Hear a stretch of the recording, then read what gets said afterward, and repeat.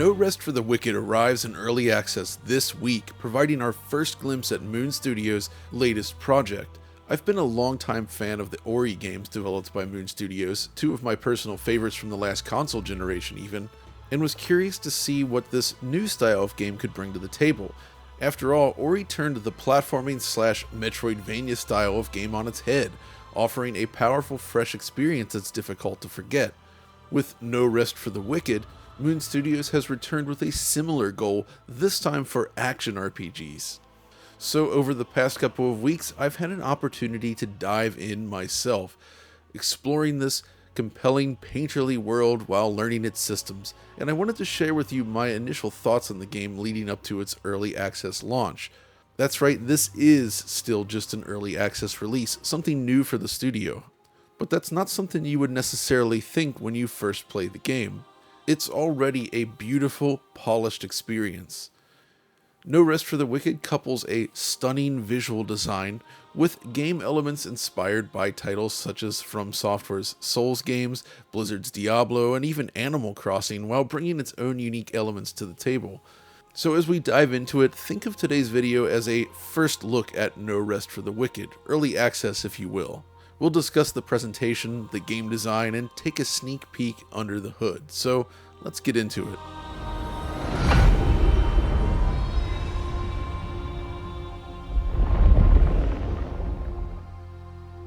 Now at its core, Wicked remains a game rooted in the Unity engine, but with a vast range of customizations transforming it into its own thing really, hence the nickname Moonity that the team has assigned to it.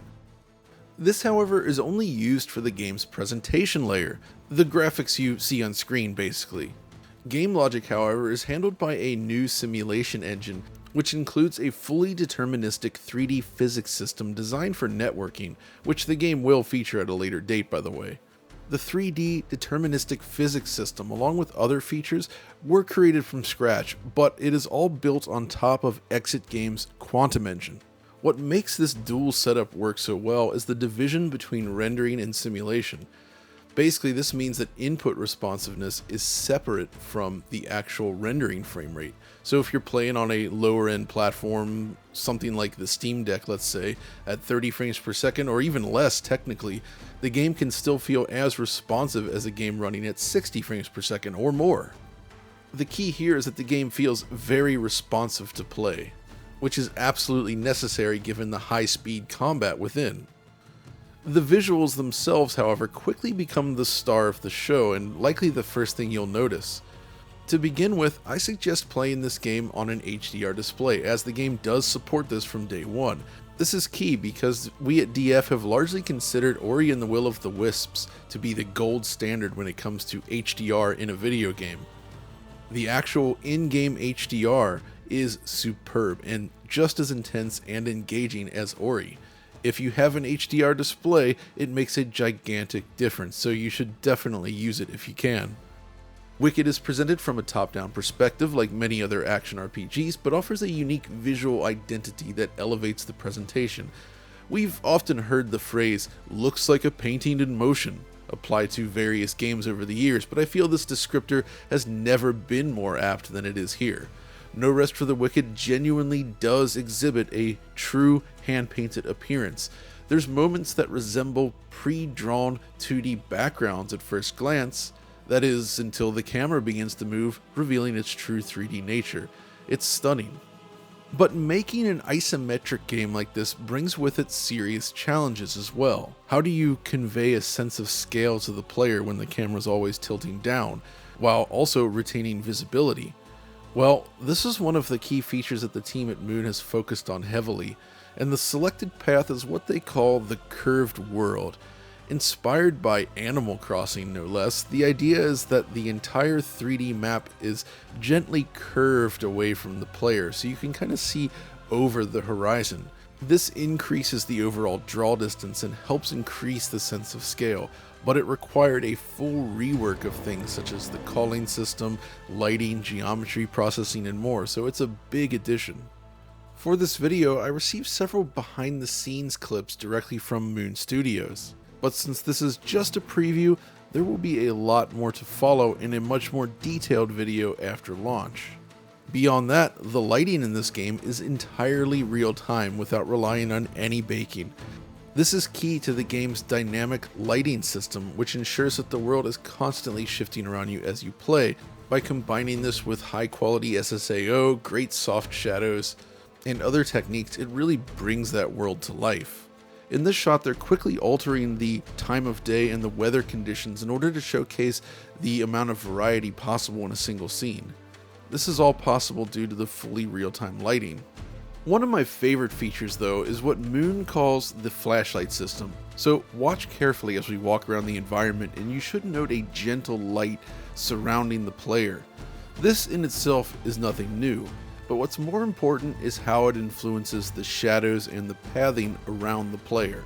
Using this visualization, you can see how the light around the player results in these deep shadows spilling out around you as you explore. From a visual perspective, it's an attractive feature, but what surprised me is how well this is used to draw the player's eye to specific parts of the scene, specifically the paths that you're currently occupying. So check this out. If we toggle the feature on and off in this scene, notice what happens to the surroundings. When enabled, the area around the player is lit, while the surroundings become somewhat shadowed. When disabled, however, it's almost reversed. The idea here is that the height and the path the player is exploring is the thing that should be properly lit, while the areas outside of your immediate purview become rich in shadow. It's basically used to improve legibility of the environment while boosting atmosphere. And speaking of atmosphere, another key element lies in the animation and interactions of world objects, specifically things like trees, foliage, and cloth. So the weather obviously plays a big role here. The first area of the game takes place during a thunderstorm, for instance, with a huge volume of GPU accelerated rain particles blowing around. It's kind of fun to see what happens if you increase the volume of GPU particles beyond any sort of realistic limits. It looks absolutely ridiculous, yet it still manages to remain performant somehow. But just exploring the environments as the rain slices through the sky feels amazing. And it's further enhanced by the way it interacts with the characters. So in this shot, as they do battle, note the bursts of water that can be observed emanating from their clothing as they animate. It gives this impression that their clothing has become absolutely drenched, and the intensity of the movement is forcefully flinging the collected water droplets. The weather then ties directly into the wind system, which obviously has an influence on the rain droplets, but also influences things like cloth and trees. This is also fully adjustable and dynamic, changing alongside the time of day and weather patterns. I think it looks especially cool with cloth objects, including outfits worn by characters. I always enjoy a nice cloth simulation, so let's jump over to the editor where we can take a closer look at what's actually going on here. So you'll notice as this animation plays out that the cape itself sort of whips beautifully around as it plays back. But all of this is very adjustable by the designers themselves, so they can get in there and tweak the specific behavior of this rather dense cloth cape. The result is that whether you're looking at the characters or environmental details, everything sort of moves and interacts properly with force and wind simulation. Speaking of physical interactions, Moon also includes physics simulation for smaller objects such as rocks, pebbles, branches, and the like that all react to your character as you move through the world. But that's not all. There's also the fluid simulation.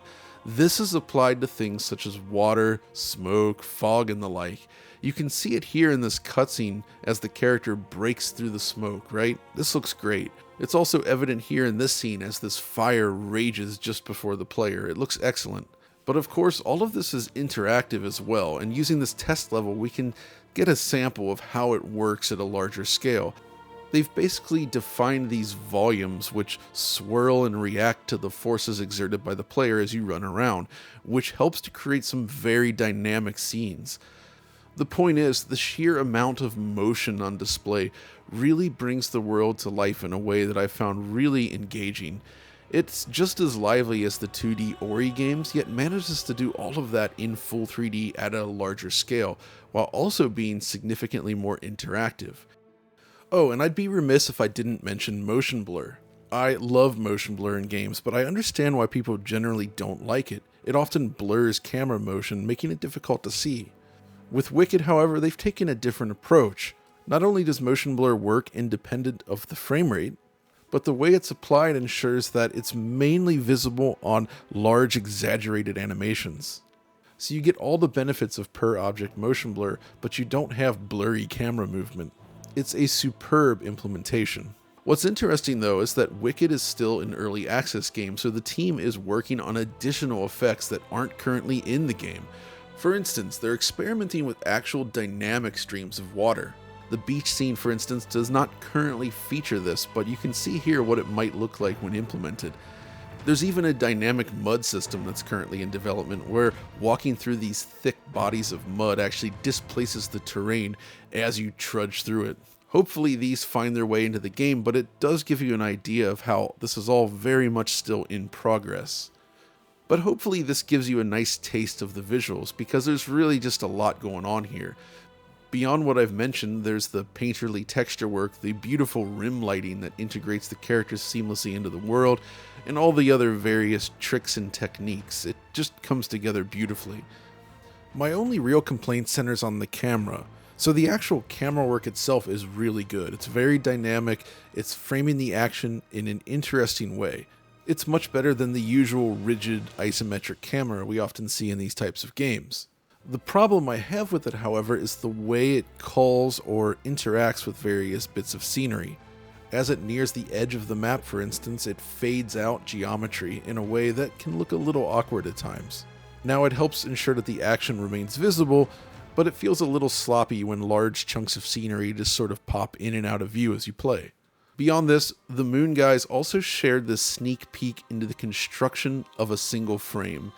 This features a mix of visualizations and buffers, and it works as a nice preview, highlighting the complexity of a single frame as generated by the game. When the eventual behind-the-scenes feature is created, we'll go into more detail on all these elements, but for now, this should give you an idea.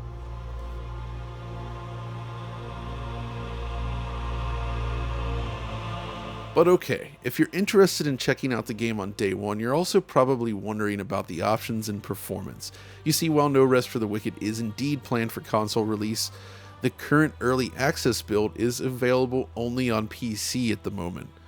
So the options menu itself is okay, but is still incomplete. There's minimal visual detail settings to adjust, mainly just this drop down, while things like DLSS are in the works and not currently available. The game does provide things such as a resolution slider, dynamic res scaling, HDR support, and more at least. One thing I like is that when adjusting these settings, the menu actually disappears, allowing you to see the changes in the game world in real time. As for performance though, it's still early days, but the impression thus far is that Wicked is significantly heavier than the Ori games, and there is still a lot of work to be done. So I tested the game on my main PC, of course, with a 12900K and a 4090 installed. But we also tested it on an older 9900K system with an RTX 2060 Super, a 12800H laptop with a 3080 Ti laptop GPU, and even the Steam Deck. What I found interesting here is that all these lower end systems managed to perform fairly well, delivering a mostly stable 60 frames per second experience with some dips in heavy areas. It's certainly not perfect, but it's in line with expectations and the requirements. The Steam Deck version is also currently being worked on, but it's definitely work in progress. The gameplay itself is mostly around 30 FPS and seems quite playable, but things like cutscenes can really struggle to run well. The real issue here is that my primary PC, which is fairly high-end overall, is not performing as well as one would hope. While the GPU utilization was normal and correct, the 4090 is barely pushed by this game, the actual simulation is getting seriously hung up somewhere, resulting in suboptimal frame times that drop below 60 frames per second in areas especially near the borders of town. I also occasionally ran into traversal stutters when moving between certain areas. So this is something the team is trying to figure out right now. Since they were helping me with behind the scenes stuff, I was sending them performance information to ensure that the game can run better at launch. Alas, it has not been figured out and it's not clear what's going on. As a result, in terms of performance, this is the area where the early access status feels most evident. For now though, it's still not quite where I would like it. It's generally playable with VRR and above 60 FPS in many situations, but these demanding areas definitely crash down when it feels like it should not. Either way, there will certainly be a lot more to say about performance in the future. Now, beyond technology, I also wanted to briefly share some musings in the game design. So, as I noted, Wicked shares elements with Souls-style games, right? The animation priority, dodging, blocking, and overall level of challenge. Walk up to a foe, lock on, you can move around them in a 3D space while dealing with their attacks. It's a game that definitely does not play like Diablo, that's for sure. But it does carry with it some changes to the typical Souls formula that results in a game that is more unique, I would say. In terms of the fundamentals, death is handled very differently.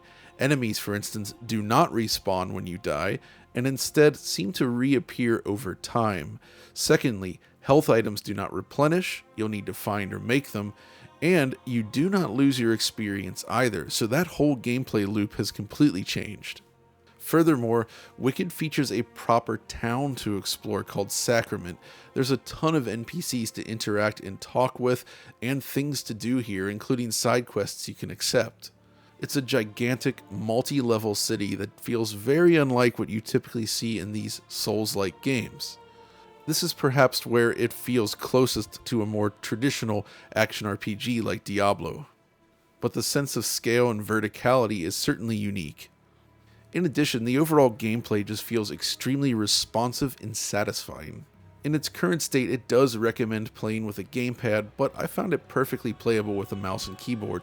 Only issue is that in this current early access build, the mouse cursor is just the standard Windows cursor, which feels a little bit strange.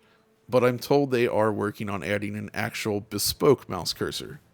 Really though, this is just scratching the surface. The game in its current state feels sublime and is extremely promising. I didn't even get into things like audio yet. For instance, it supports Dolby Atmos playback on PC even in this build, and boasts a generally amazing soundscape with great music. I'm eager to play more for sure. It's also fair to say that while this is an early access release and there are some performance hiccups, not to mention plenty of potential for fine-tuning of the gameplay to make it even better, the overall level of polish still feels beyond many other PC game launches we've seen over the past year or two. Don't make me say it, you know who you are. Either way, it's exciting to have a new Moon Studios game on the market, and we'll be taking a look at it again in the future. But for now, that's going to do it for this video, so thanks for watching.